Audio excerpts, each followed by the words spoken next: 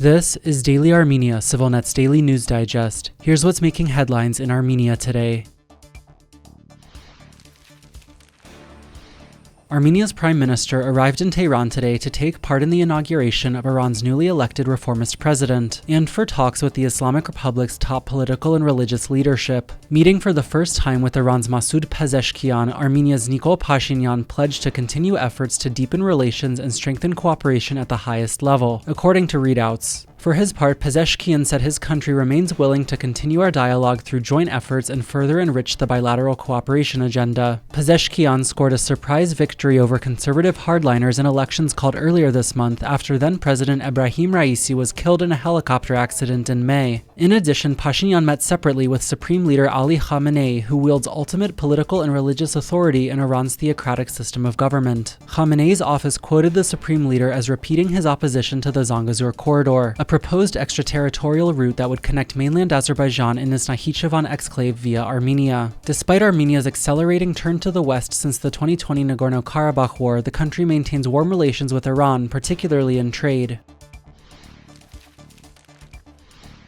Armenia and Turkey have reaffirmed their commitment to partially reopening their border and fully normalizing relations, though without providing any time frame. Meeting today for the first time in 2 years, Armenian and Turkish special envoys Ruben Rubinyan and Serdar Kılıç reconfirmed the agreements reached at their previous meetings, the two countries said in identical readouts. Diplomats reached a deal in July 2022 to open the Armenia-Turkey border to citizens of third countries and holders of diplomatic passports at the earliest possible date, but more than 2 years on, that agreement exists only on paper.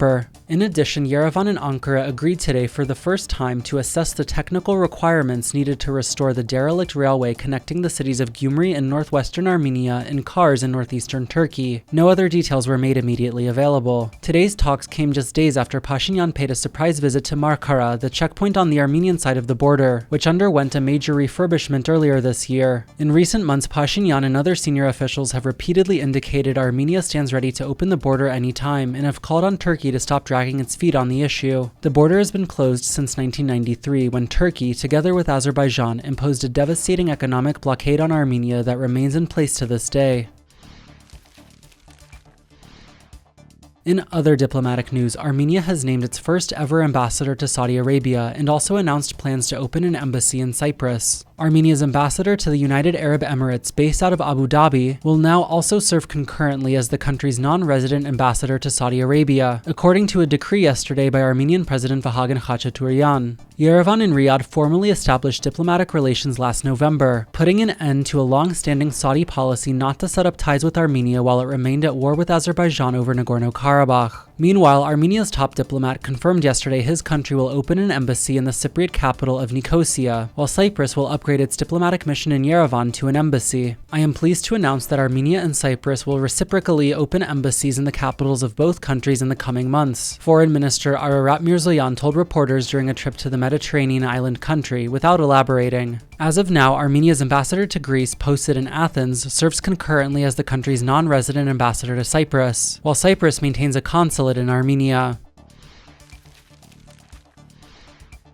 The former executive director of Armenian Public Radio has been replaced after criticizing Pashinyan, raising fears of politicization and state control over the editorial line at one of Armenia's leading news organizations. Armenia's Council of Public Broadcaster, which appoints heads for the country's state-run radio and television channels, voted 5-1 yesterday not to extend Garegin Khumaryan's 5-year contract with Public Radio. Khumaryan will instead be replaced by Armen Koloyan, who previously worked for Radio Azatutun, RFERL's Armenian service. Khumaryan immediately pledged to challenge the council's decision, calling it the result of administrative and legal sleight of hand in a post on Facebook. The council, whose 6 members are all directly appointed by the Prime Minister, is only meant to be a barrier between public broadcasters and the authorities, and to keep public broadcasters away from the whims of the authorities, Khumaryan added. After Public Radio interviewed Pashinyan on air in late January, Khumaryan posted a highly critical and widely publicized op-ed, accusing the Prime Minister of encouraging Armenians to stop being Armenians amid a string of unilateral concessions by Yerevan to Baku. The Council of Public Broadcaster quickly blasted Khumaryan, calling the remarks inappropriate for the head of Public Radio to say. In contrast, the Media Ethics Observatory, an independent watchdog, found that the op-ed did not violate journalistic standards or rules governing Khumaryan's position. There was no immediate reaction to Khumaryan's pledge to challenge his dismissal from either the council or from Public Radio.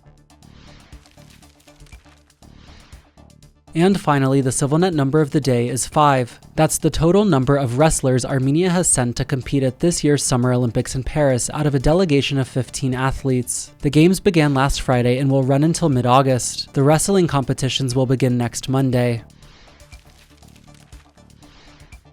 And as always, please follow Civilnet for the latest news and independent reporting from our contributors on the ground here in Armenia.